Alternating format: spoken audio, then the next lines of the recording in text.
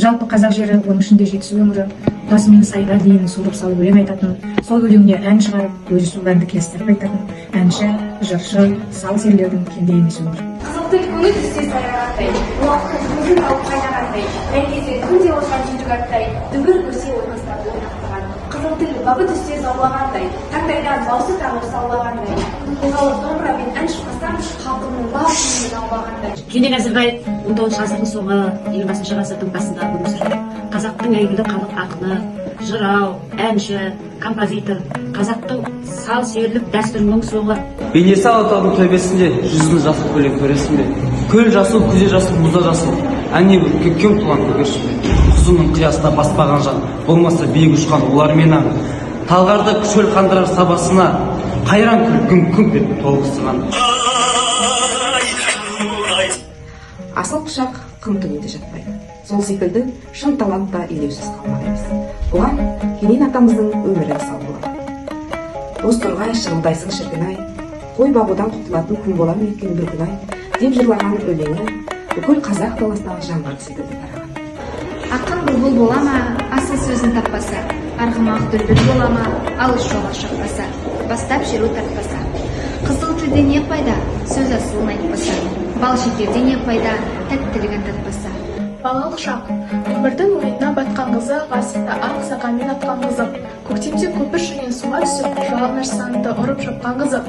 Бұрынғы сал серілердің көзіндей болған 8 қырлы, бір сырлы, өнерпаз ақын, жаңа өмірге қуанып, ұшқышына кеткенде жан жүрегін жайып салып, ағынан жарылды. Қазақ даласын ән жырымен сусындап, халқына адал қызмет етті. Отарға сәлем, ағайын менен сәлем отар елі. Түрлі ұлт қатар өскен жатыр енді. Бір көретін халықты бөтен демей, табиғат жаратыпты бастан мені. Өсірген еркелеті белі жұртым, болама жатырқаудың маған жөні. Жазылған соң сағынып өлең айттым, қуансын еңбек шиелі естігені. Кененнің өнер жолына үлкен бет бұрыс әкелген оқиға 1914 жылы арқадан атақты балуан шолақтың Жетісуға келуі болды. Бұл менің балуанды екінші рет көруім дейтін.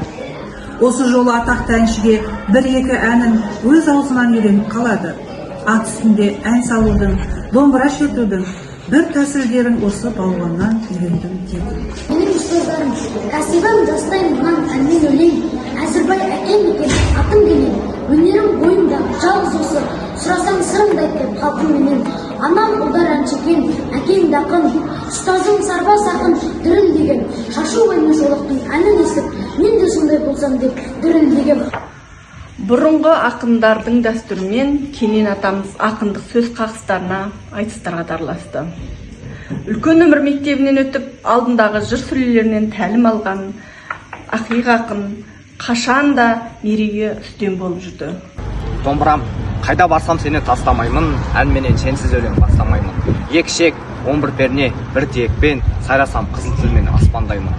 Алатау туып өстім алабында, Жетісу жел жұпар самалында, атанып әнші ақын еркеледім, сауықшыл қырғыз мен қазағына.